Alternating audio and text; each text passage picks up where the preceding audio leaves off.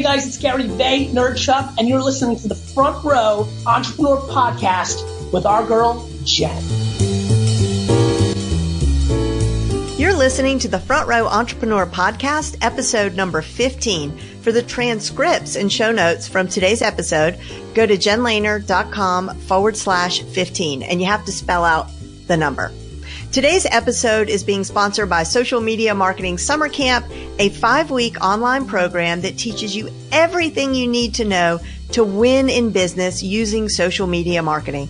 To learn more about camp, go to campwithjen.com. Our guest today is the official Pinterest camp counselor of Summer Camp 2018 and the content marketing manager at Tailwind, a Pinterest and Instagram scheduling and analytics platform, and founder at Alisa Meredith Marketing. She's a blogger, speaker, and author, and a big believer in the power of visual marketing. Welcome to the show, Alisa Meredith. Thank you, Jen. By the way, I love the URL for your camp, Camp with Jen. It just sounds friendly, and I know it's going to be fun. Well, and I can't believe no one else took it. So right. I was so happy. All right. Well, let's just get it out of the way. Mm-hmm. Why do you love Pinterest so much? I mean, you've gone all in with it clearly. So what is it about Pinterest that makes you love it so much? Well, I think there are two sides to it, and there probably are for anyone using it for marketing. One is personally, whenever I have something like a trip coming up or a haircut, I can just get lost on Pinterest and find really great ideas. And that really is what Pinterest is about, is finding ideas for your planned events, your planned projects, anything you have that you want to make your life better. You're going to find it on Pinterest. As a marketer, though, I got into it because I was using it as a bookmarking system. So I would find an article I wanted to read and didn't have time at the moment, so I would just save it to Pinterest instead of using bookmarks on my browser. And I realized that I was not the only one doing that. So it really drew me in that way with personal use. And then I started getting curious about how could it work for marketing and who could it work for? So I wrote a little ebook about it in the process of figuring it out myself, and got my first client with Pinterest that way, not even really thinking that it would be something I would offer as a service, but it turned out to be amazingly successful. So I was just hooked. So wait a minute, so you loved it so much you wrote the book and then got your first client from the book? Mm-hmm. Yeah, he downloaded the ebook and he kept asking me questions via email, and I kept trying to help him, but he just couldn't get it. So he finally said, "Can I just hire you to do this for me?" And I thought, oh my goodness, am I not the world's worst salesperson? That he has to beg me to hire me to do this. So yeah, I did. All right. So then you said it was amazingly successful. Mm-hmm. The services that your business of helping people with Pinterest, your one-to-one service, that just shot through the roof? Well, it was for him. And I wondered, is this going to work for him? Because he was a nutritional counselor and a compounding pharmacist. And I thought, well, is this going to work? But fortunately, we began blogging for him. So we were able to create content that did really well on Pinterest.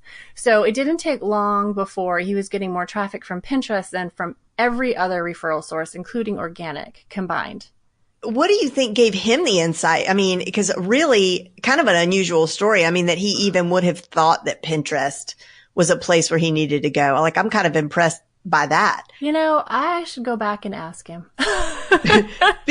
Which leads me to my next question. What do you think are the biggest misconceptions about Pinterest? I think the biggest one probably is who it's for. Right? So people picture it as just being for wedding dresses or recipes. And yeah, it's true that those are super popular on Pinterest. So if you look at what is most popular on Pinterest, it's probably, what you would expect. It's food and drink, it's travel, home, kids and parenting, fashion, beauty, health and wellness, celebrations, hobbies and interests. Yeah, those are the most popular things on Pinterest. But you don't have to be anywhere inside that area in order to have success. And I think that's what people don't understand. That and the fact that it is not just a different form of social media. It's not social media. It's kind of the introvert's platform, which is another reason I think I love it. Because you go in there and you're not trying to curate an image of yourself for other people. Oh, right. Right? Right. You're trying to plan your best life for yourself. So there's room for personal reflection and for just becoming the best whatever you want to be, whether it's the best athlete or the best cook, just within reason. And you're not trying to be fake about it. It's just, and I'm not saying everyone on Instagram and Facebook is, but on Pinterest, there's just no pressure to project perfection. I love that. I've never really thought about it like that, but actually it kind of is like this giant collaborative vision board, right? Oh, where we're yeah. all trying to be the best version of ourselves. We're in dream mode, planning mode. Yes. And that is why, you can reach people much higher up in the decision-making process, because, there is a Pinterest webinar I listened to maybe a month or so ago. And it was a guy, I don't remember his name, from Pinterest who was talking. And he said, I don't go on Pinterest because I want to find Nike shoes. I go on Pinterest because I don't know how to dress myself. Oh my gosh. And I thought that is so perfect. That is so perfect. Because you're starting with very few preconceptions about what it is you want to find. So you're open to new things, to smaller brands and new ideas. Although, let me ask you this. I have noticed that I see, like, Pinterest knows that I am always scouring Pinterest for stuff about social media and marketing. And so I see a lot of the same people, I guess the people's boards who I'm following. I think I see mostly the same. I see a lot of the same stuff. So I don't get exposed to a lot of new content. Am I imagining that? That should not be the case. So they just recently brought in something called the follower tab. And that is a tab where you should see the pins from the people and the boards that you follow. But the smart feed, which is where you land by default, is a combination of things. So it might be some from the people and boards you follow. It's going to be some that are picked for boards that you have. So if you're finding like you're not seeing a variety, not seeing maybe the personal things you're interested in, it could be because you're not searching for those things, you're not creating boards for them, and you're not engaging with pins like that. Because what Pinterest is saying by showing you all social media in your feed is, okay, we've watched what you engage with. This is what we see you want. This is what you're going to get in the smart feed. But if, say, you wanted to look at, what's something that you're interested in personally? Whole30, like food. Whole30. Oh, perfect. That's huge. Okay. So if you said, well, I don't want to pin that to my business board because I feel like that's going to confuse my followers. That's fine. You just create a secret board for Whole30 recipes. And then you start searching Pinterest for Whole30 recipes, start saving those pins to your secret board. You're going to start seeing more related to that in your smart feed. It's going to be Whole30. It's going to be other healthy recipes. It's probably going to be some fitness pins. But that will start to kind of change the feel of your smart feed. That makes a lot of sense. Yeah. So what about the makeup of the people on Pinterest? Is it still mostly women? It is mostly women, but of the new signups that are coming on Pinterest, I think something like 40% of them are men. And that partially reflects the international makeup of Pinterest. So now we have a little, I think over 50% outside of the US. And for some reason in the US, the number of women on Pinterest is much higher than men. So for example, we have 70% of US moms are on Pinterest, and something like 30% of US dads are on Pinterest. So there's a huge discrepancy in the US, but in other countries, especially the UK, for whatever reason, it's more equal. That is interesting. Yeah. So I've heard a lot about rich pins, and I think at some point I did go and convert all of my pins to rich pins. That was a while ago. For our listeners who don't know what rich pins, can you explain what they are and why they are important? Yes. So with rich pins, Pinterest will go into your page on your website and pull out the metadata. So it might pull out, it depends on which kind of rich pin. So you probably chose article rich pins. And that pulls out things like the title, the date published, the author, and it will show some of that on your pins. And what's great about that is that it enables you to set something of a description that's permanent. So let's say you had an article about how to do a successful Twitter chat. that might be the name of it. But, when someone saves that article to their Pinterest board, they could change the description to be, hey, this is cool. Right? That's not helpful to you at all. Right. but you have, because of that rich pin, you have that permanent description of how to have a successful Twitter chat. Right? That's something nobody can change. And it also gives Pinterest more context about what your article is. So it is highly recommended. There is some controversy with recipe bloggers who it shows the ingredients of their recipe. And some people have removed them, feeling like, well, if it shows the ingredients, then why would people need to click through to my site? They feel like they're losing a lot of traffic. But there's another way to look at it, because if I see a recipe pin and it doesn't have the ingredients on it, and I think, oh, that looks good, I click through, I get to the site, realize I don't have half the ingredients, I'm leaving right away. Right? So they may be getting a lot more clicks to their site, but their bounce rate may be going up, right? So wouldn't they rather have someone who would find that, oh yes, I do have those ingredients and that looks easy, and then go to the site to get the instructions and stick around a while? Yeah. And not to mention the fact that if they, let's suppose, I can't imagine doing the recipe without ever clicking into it. I need more than just the ingredients. Absolutely, you do. Yeah. But let's just say that's true. If the recipe is a great success and they loved it, they're going to come back to you and they're going to look for more. So. And they're going to save it to their own boards, and other people will see it. They may even, after you save a recipe pin, a lot of times when you come back to Pinterest, it will say, did you make this? And it will encourage you to upload a photo and to upload a comment.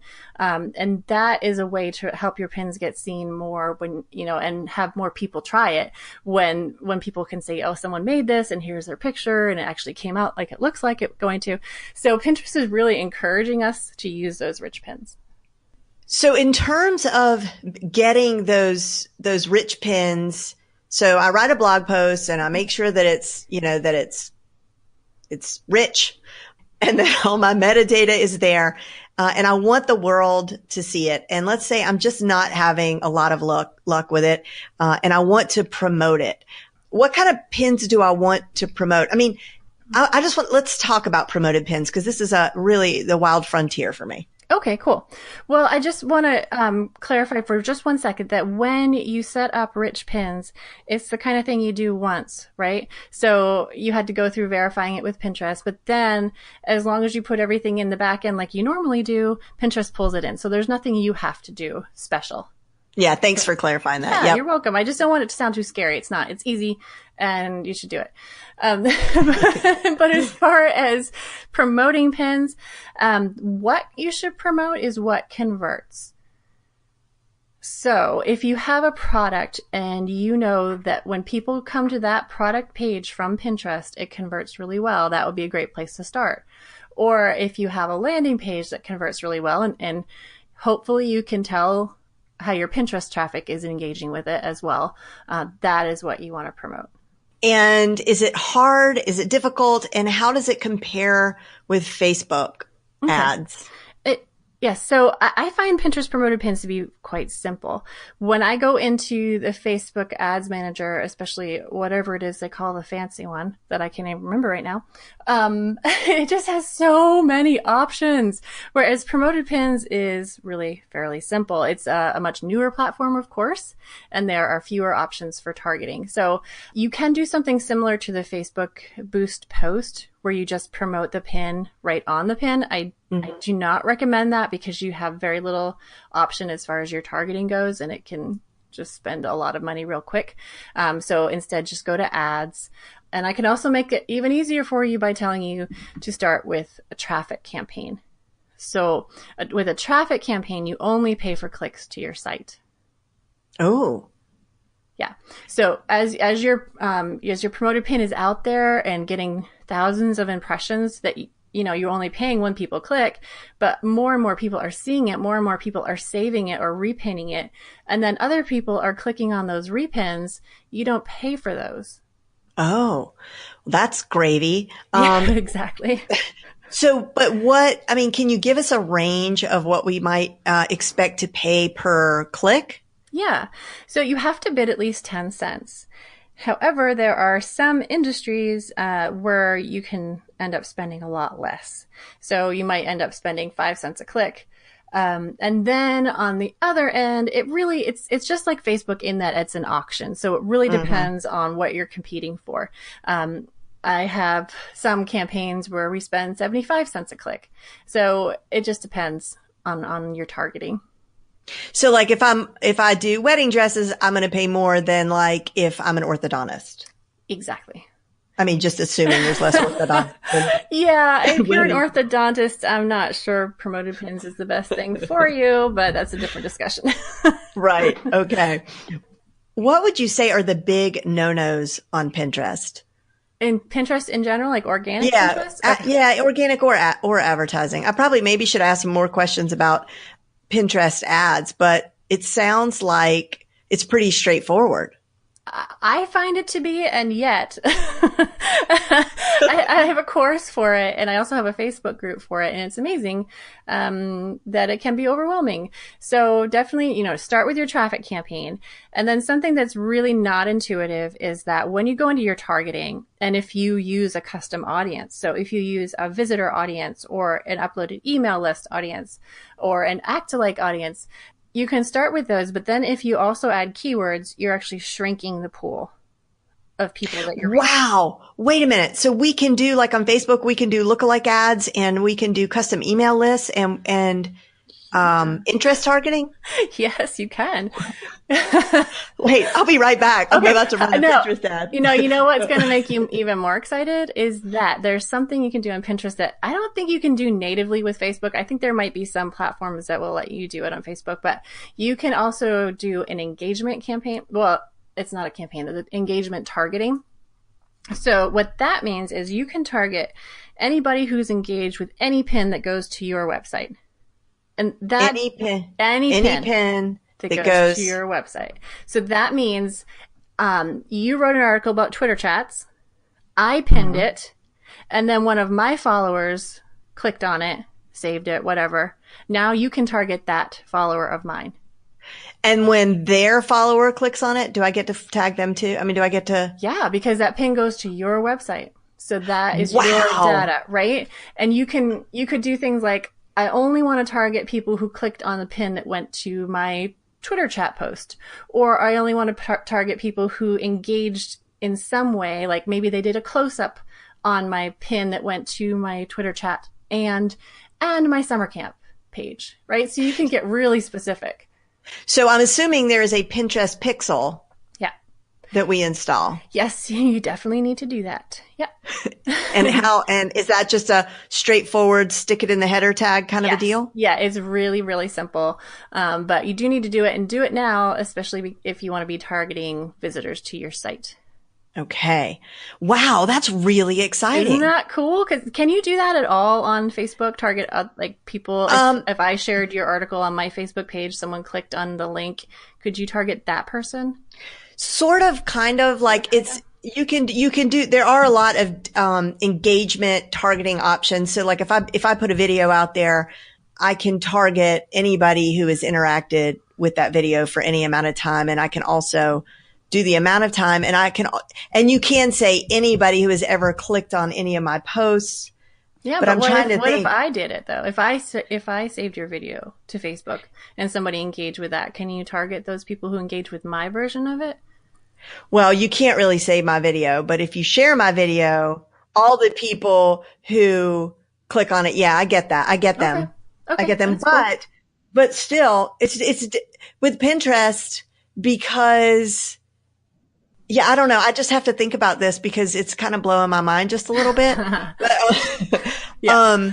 And I wish, I kind of wish I would have known about this sooner. So all you had to do was ask, Jen. I'm right here. You know where I am. I know. So another cool thing you can do with these engagement audiences is you can say, you can filter it by action type. So you can say, I want to target people who have engaged with a pin to this article or to all my articles, whatever is important to you. And I want to target only the people who did not click. Right? So these people have saved or done a close-up or commented on your pin. They just haven't clicked yet. And So obviously, if you keep showing it to them, eventually they're going to take more action. So Right. it's incredibly powerful if you really start digging in. Wow. Okay. Well, so with Facebook, whenever we upload our custom audiences, when we bring leads into the platform, they cut us a break on the cost of conversions because they know that we brought those leads, that we already owned those leads. Is Pinterest similar in terms of giving you a break on the cost, Not explicitly. However, your click-through rate on an owned audience is going to be higher, which then does reduce what you pay. And that's So a good kind of point. like Right. indirectly, yeah. I think that one of the biggest differences between, well, there are a couple, but one of the biggest differences between advertising on Facebook, advertising on Pinterest is the audience size. Right? So there are 200 million active pinners. How many million monthly active Facebook users are there? 2 billion. Yeah. So Active. Yeah, really. I mean, there is literally. Right. Yeah. So that is where you kind of have to adjust expectations as far as the number of impressions you're going to get. It's going to be lower. Well, let me ask you this. So I feel like, I mean, I've got pins that I stuck up there 5 years ago that they're still there because once you release them, you could delete them. I mean, you could delete the content off your blog, let's say, but that pin is still floating around Pinterest. Yeah. In all its ugliness and in all its rookiness of when you were a new business we person. all have them. So they're out there. And so when it comes to events like this social media summer camp, I'm in the middle of the launch. Is it worth it for me to create a pin and make it a rich pin? I mean, not a rich pin, a promoted pin with like when the timeline is so short, like there's a beginning and an end. It just, you know what I mean? Yeah, I do. Because I want it floating out in Pinterest forever since it's going to die. Only if when it's over, there's something else of value that you offer at that same page. Yeah, I do. There's a waiting list. I mean, it always goes to waiting list after enrollment closes. Okay. I would say you're probably going to want to offer more than that. Like, you don't think that's valuable? I'm sure it is fabulously valuable, but it's so awesome that people don't want to wait a year. So what you could do is offer like a free sample class. Oh, that's a great idea. Yeah. I mean, I've got a million freebies, so it should just be like, oops, the doors to camp closed, but here's, your social media checklist. Yeah. And it'll be back. So get on the list and we'll let you know when it comes back. In the meantime, enjoy this free workshop. Which actually I really should do anyway. So thanks for that. You're welcome. Check is in the mail. Anytime. But that's the really important thing. I mean, it is, in my opinion, and I had a really great interview with the head of product marketing for Pinterest a couple weeks ago. And we talked about this too, that deleting pins is not a good use of your time because, well, for one thing, like you said, even if you delete your version of the pin, there are thousands of others floating around out there you have no control over. So rather than deleting a pin, even if it leads to a page that has nothing on it now, you put something on that page, right? So you're either going to direct that page to somewhere else, or you're going to put other options like, oh, sorry, this item is out of stock, but here's something else you might like, something. So you don't want people ending up on a dead site. Because that was a thing for a while. Is it still a thing where people use that as a strategy to delete all their pins? And are they still doing that? Like what's that about? Yeah. So it was a misconception that I understand why. So the idea was, if you delete your pins that are not performing well, that will raise up the overall engagement rate of your account, which will then make your good pins appear more in the smart feed and higher in search, all this stuff. That was a misconception. I think we guessed that would work, and there were some anecdotal reports that some people did it and it worked, and there are still people today saying to do it. However, that was another thing I discussed with Sarah live on Facebook and said, does this work? Is there any use for this? No, it does not, because each pin's success is independent of the others. So if you have one pin that does terribly, the next pin that you pin, its success has nothing to do with the previous ones. They're all independent. So unlike Facebook, where if you have a great Facebook Live, gets a ton of engagement, then maybe your next post will get more engagement than it would have before. It's independent. Well, I don't know. That's kind of good news to me. I mean, That's awesome. I love it. Yeah. And pretty much gives us hope. Absolutely. And any time, especially on Pinterest, probably everywhere else too, but I just live in Pinterest, where you hear these gimmicky kind of things being promoted, it doesn't work. Pinterest is smarter than that.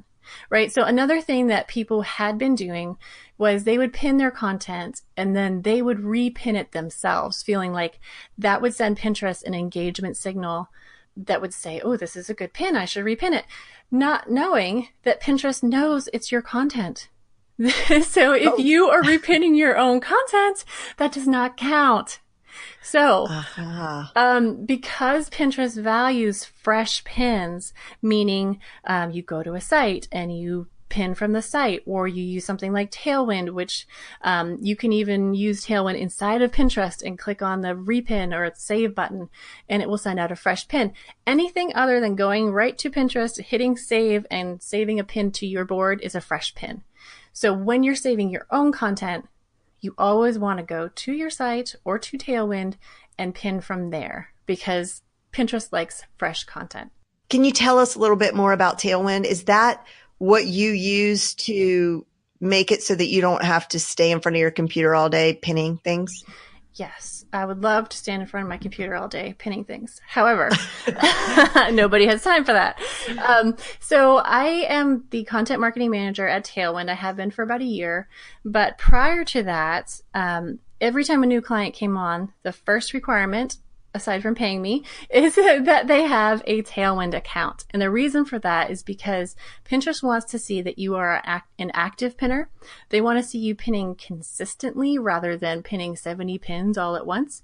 And there's also great value in pinning when your followers are likely to be engaging.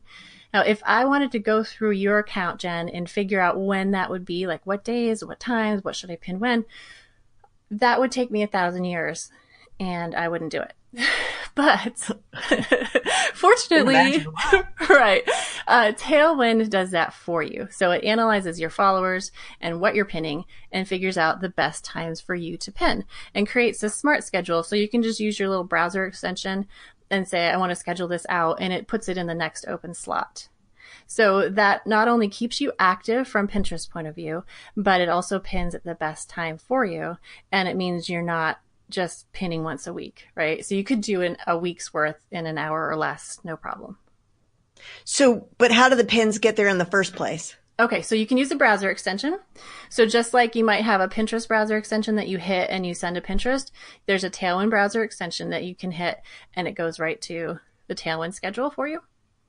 You can also use something called Tribes, which is where I get most of my content that isn't stuff I've written. So Tailwind Tribe is a section in Tailwind where you get together with a group of bloggers who blog something similar to you or stuff you want to pin.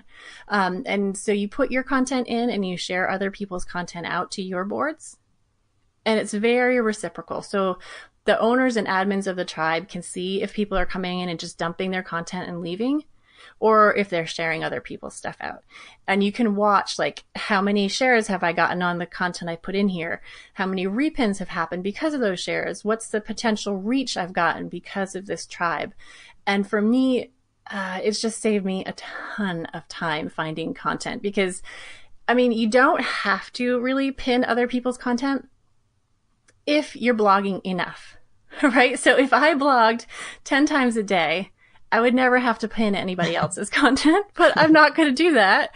So in order to stay active and consistent and to be a good resource, I need to share other people's content. So rather than going to like Feedly or Alltop, which are awesome ways to find fresh content, it comes right into my tribe. And I have found all kinds of new bloggers I never knew existed because they asked to join my tribe. It's just huge time saver. Now, outside of Tailwind, when it comes to group boards and someone, how do you know, like I've been invited to some boards and I'm like, I don't know what to say. I'm like, and then you know what I mean? It's like the title looks right, but typically it feels like a commitment. So I don't do it, but like I don't really understand group boards. Well, they have kind of somewhat fallen out of favor. And part of the reason is because a lot of them got too big and then became spammy. So the remaining benefit of them is that if you pin to a group board, the people following that group board may see your pins when they wouldn't otherwise have seen them. So I guess you just, before you accept as a contributor, you want to make sure that the content looks fresh and not full of junk, that it's curated well by whoever the manager is, I guess. So when I'm doing an audit for a brand new client who has a Pinterest account already, that's one of the things I will look at is how the group boards are performing. So Tailwind has a section called Board Insights, and it's going to tell you how your boards are doing. And I specifically look at all of them, but really take a hard look at the group boards because sometimes their repin rate is terrible.